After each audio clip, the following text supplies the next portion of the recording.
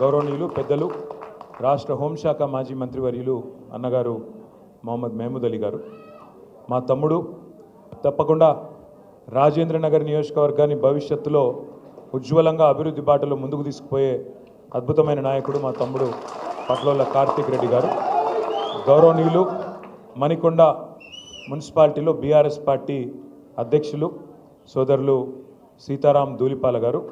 నేను మీరు మా అన్నగారిని మీకు పరిచయం చేయడం మర్చిపోయినాను.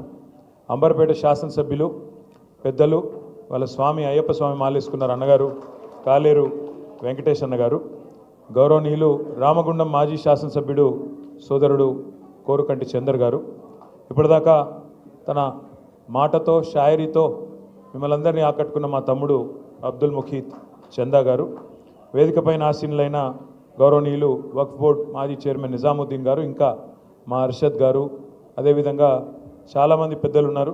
నేను ఎవరో పేర్లు చెప్తలేను, మనసులనే తిట్టుకోండి, బయటకు తిట్టకుండ్రి.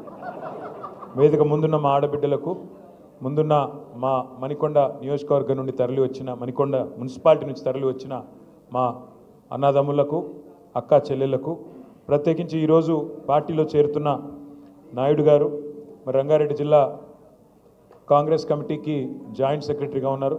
వాళ్ళ అబ్బాయి కూడా ఎయిర్ ఫోర్స్లో పనిచేస్తున్నాడంట.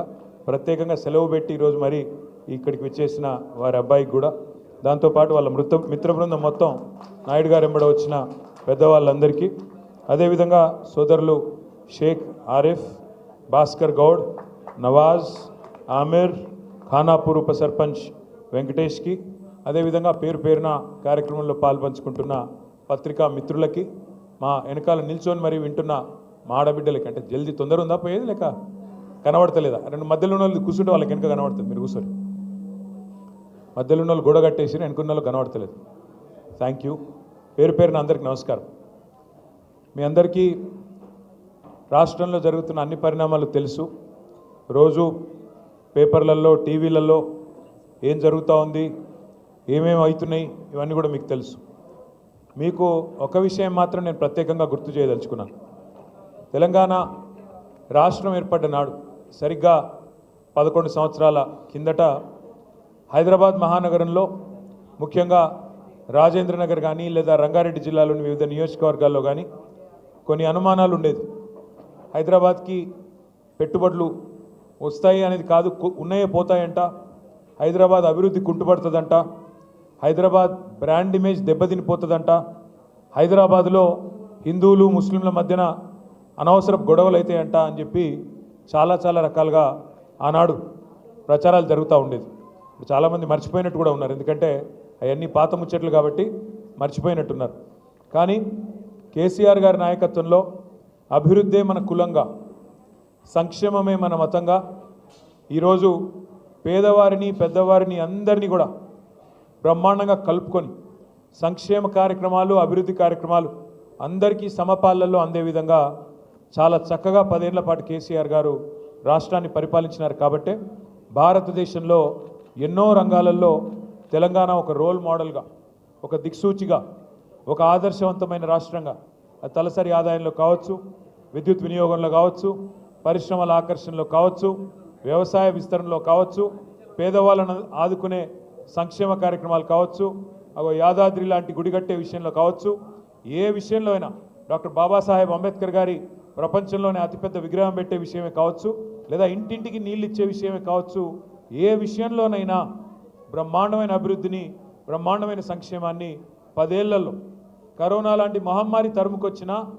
పేదలను కడుపులో పెట్టుకొని చూసుకుంటూ ఎక్కడా సంక్షేమం ఆగకుండా చూసుకున్నారు. కాబట్టే కేసీఆర్ గారిని మీరు రాజేంద్ర నగర్ నియోజకవర్గంలో కూడా మనస్ఫూర్తిగా ఆశీర్వదించి ఆనాటి మన అభ్యర్థిని మీరు అఖండమైన మెజారిటీతో గెలిపించారు.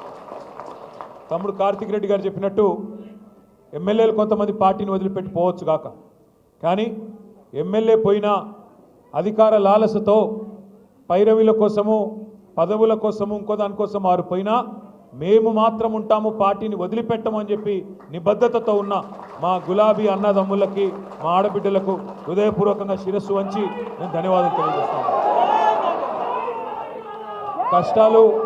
కష్టాలు అందరికీ వస్తాయి, కష్టాలు మనిషి అనేవాడికి అందరికీ వస్తాయి. గెలుపులు, ఓటములు, ఎదురు దెబ్బలు ఇవేవి కొత్త కాదు.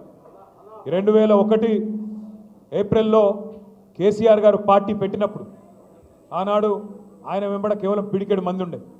కానీ 24 ఏళ్లలో ఈరోజు కేసీఆర్ గారు పెట్టిన పార్టీ ఇంతింతై వట్టుడింతై అన్నట్టు ఆనాడు పెట్టిన ఒక విత్తనం వాళ్ళ మహావృక్షమై వేలాది లక్షలాది మంది నాయకులను కార్యకర్తలను బ్రహ్మాండంగా గ్రామ గ్రామాన ప్రతి పట్టణంలో ప్రతి పల్లెలో అద్భుతంగా విజృంభించి భయంకరంగా ఇవాళ అన్ని చోట్ల కూడా విస్తరించింది. నా విజ్ఞప్తి నా ప్రార్థన మీతో ఒకటే, ఇవాళ కేసీఆర్ గారు అంటే ఒక వ్యక్తి కాదు, టీఆర్ఎస్ అంటే ఒక సామాన్య శక్తి కాదు.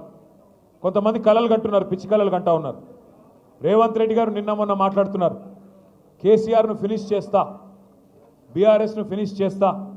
నేను రేవంత్ రెడ్డికి ఒకటే చెప్తా ఉన్నా, కేసీఆర్ను ఫినిష్ చేస్తా అని చెప్పి నీలాగా 24 ఏళ్లలో చాలామంది ప్రగల్భాలు పలికినారు, పిచ్చి ప్రేలాపనలు చేసినారు.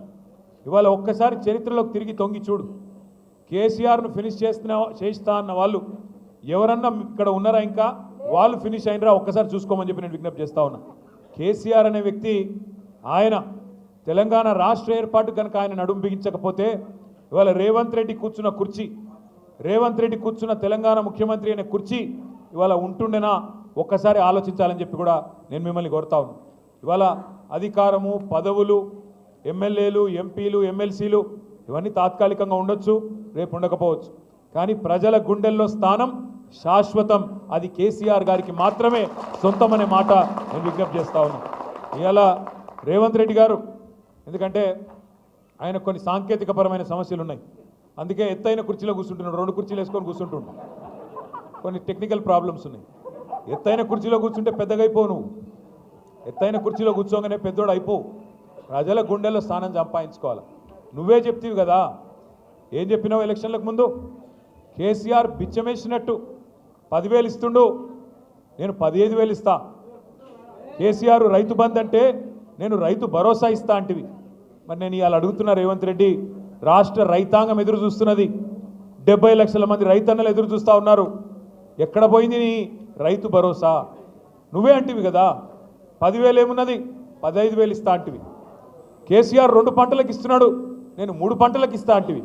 మరి ఎక్కడ బాయ్? ఉన్న వానాకాలం ఉన్న రైతు బంధు ఇప్పటికే ఎగ్గొట్టినావు. ఇప్పటివరకు వానాకాలం రైతు బంధే ఖాతాల్లో పడలేదు. రైతన్నలు పాపం మోసపోయినామని ఇప్పుడు అర్థం చేసుకొని ఊరూరా బాధపడతా ఉన్నారు. రుణమాఫీ అంటివి, ఏమంటివి అన్నాడు? రుణమాఫీ చేస్తా. కేసీఆర్ ₹1,00,000 రుణమాఫీ చేస్తే మీరు రుణమాఫీ అయిన వాళ్ళు కూడా బ్యాంకు కురకండి, ఆగమాగం పొండి. కేసీఆర్ ₹1,00,000 మీకు మాఫీ చేసినాడు, నేను 2 లక్షలు చేస్తా. లోన్ తెచ్చుకోకపోతే అర్జెంటుగా తెచ్చుకోండి, డిసెంబర్ 9, 2023 సోనియమ్మ బర్త్డే, వెంటనే సంతకం పెడతా అంటివి. మరి సోనియమ్మ బర్త్డే పోయిన సంవత్సరం అయిపోయింది, ఈ సంవత్సరం రానే వస్తున్నది, ఇంకో సంవత్సరం. మరి 2023 అన్నావు, అది పోయింది. సోనియా గాంధీ గారి బర్త్డే మళ్ళీ వస్తూనే ఉన్నది, ఇంకో వారం రోజుల్లో 10 రోజుల్లో. ఇంతవరకు ఏమైంది రుణమాఫీ అంటే? సమాధానం లేదు. అదొకటే కాదు, ఒక సోనియా గాంధీ గారిని మోసం చేయలేదు, రాష్ట్రంలోని 70 లక్షల మంది రైతులనే మోసం చేయలేదు. మొత్తం ఏ దేవుడు కనబడితే ఆ దేవుడి మీద ఒట్టు. యాదగిరి గుట్టకు పోయిండు, యాదాద్రి లక్ష్మీనరసింహస్వామి మీద ఒట్టన్నాడు. వేములవాడ పోయిండు, రాజరాజేశ్వర స్వామి మీద ఒట్టన్నాడు. భద్రాచలం పోయినాడు, సీతారామస్వామి మీద ఒట్టన్నాడు. అలంపూర్ పోయినాడు, జోగులాంబ తల్లి మీద ఒట్టన్నాడు. ఇక్కడ హైదరాబాద్కి వచ్చి జూబ్లీహిల్స్ పెద్దమ్మ మీద ఒట్టన్నాడు. నిన్ననే దేవుళ్ళందరూ మీటింగ్ పెట్టుకున్నారంట. వీడెక్కడ దొరికిండ్రా నాయన, మనకు ఏడ కనబడితే ఆడ ఒట్లేస్తున్నాడు, ఈడెక్కడ దొరికినాడు నాయన. ఎందుకంటే మనుషులను మోసం చేసే మనుషులను చూసినాం, దేవుళ్ళని మోసం చేసేవాడు మొదటి వాడు వీడు. మీరు ఆలోచించండి, నేను చెప్పేది తప్ప ఒప్ప ఆలోచించండి. ఏమన్నావు నువ్వు? 15 ఆగస్టు వరకు మొత్తం రుణమాఫీ. ఇంకా ఆ రోజు ఎగిరెగిరి పడుతుంది. హరీష్ రావు యాడున్నావు, మూసిల దుంకు, గంగల దుంకు, రాజీనామా చేస్తావా సస్తావా అంటివి. ఇవాళ అడవై మరి నీ రుణమాఫీ. ఆఖరికి పోని హిందూ దేవుళ్ళని మోసం చేసినావు. ఆఖరికి మా జహాంగీర్ పీర్ దర్గా కూడా పోయి అక్కడ కూడా ఒట్టు పెడుతుంది సరిగా. జహాంగీర్ పీర్ దర్గా పోయి పాపం అక్కడ ఒట్లు పెట్టినాడు. ఒక్కరిని కాదు, అన్ని కుల. అచ్చా, మెదక్ చర్చిని కూడా ఉంచుకున్నాడా? మెదక్ చర్చిలో యేసుక్రీస్తు కూడా బాధపడుతున్నాడు, వీడెక్కడ దొరికిండ్రా నాయన. అక్కడ పోయి చర్చిలో అక్కడ కూడా ఒట్టు పెట్టినాడు. ఏ దేవుణ్ణి వదలలేదు, ఏ కులాన్ని వదలలేదు, ఏ మతాన్ని వదలలేదు. అంటే ఇంత మోసం అంటే ఇవాళ నేను నిజంగా కూడా హైదరాబాద్ ప్రజలకు మాత్రం మీ చైతన్యానికి మాత్రం జిహెచ్ఎంసీ పరిధిలో నేను శిరస్సు వంచి మీకు పాదాభివందనం చేస్తాను. రాష్ట్ర వ్యాప్తంగానేమో కాంగ్రెస్ పార్టీ మాటలు విని జిల్లాలలో పాపం కొంతమంది మోసపోయినారు. మా తమ్ముళ్ళు, మా అన్నలు, మా అక్కలు, చెల్లెలు కూడా ఫ్రీ బస్సు, తులం బంగారం అంటే కొంతమంది మోసపోయినారు. కానీ హైదరాబాద్ వాళ్ళు మాత్రం మోసపోలేదు. ఎందుకంటే కాంగ్రెస్ను చూసి వీళ్ళ మాటలు తెలుసు కాబట్టి, వీళ్ళ వ్యవహారం తెలుసు కాబట్టి రాజేంద్ర నగర్ కానీ, శేర్లింగంపల్లి కానీ మొత్తం 24 నియోజకవర్గాలు ఉంటే జిహెచ్ఎంసీ పరిధిలో ఒక్కటంటే ఒక్క సీటు కూడా కాంగ్రెస్కి ఇవ్వకుండా మీ చైతన్యాన్ని మీరు మాత్రం చూపెట్టినారు. సరే, మనం గెలిపించిన వాళ్ళు అప్పుడప్పుడు మన వాళ్ళు అనుకునే వాళ్ళు మనం మోసం చేయొచ్చు, వాళ్ళు తప్పు చేయొచ్చు. కానీ ఇందాక తమ్ముడు కార్తీక్ చెప్పినట్టు తప్పకుండా పశ్చాత్తాపపడే రోజు, బాధపడే రోజు. పెద్దలు అప్పుడెప్పుడో చెప్పినట్టు రాజకీయాల్లో హత్యలు ఉండవు, ఆత్మహత్యలు మాత్రమే ఉంటాయి. అందుకే మీరు గెలిపించిన మీ ఎమ్మెల్యే గారు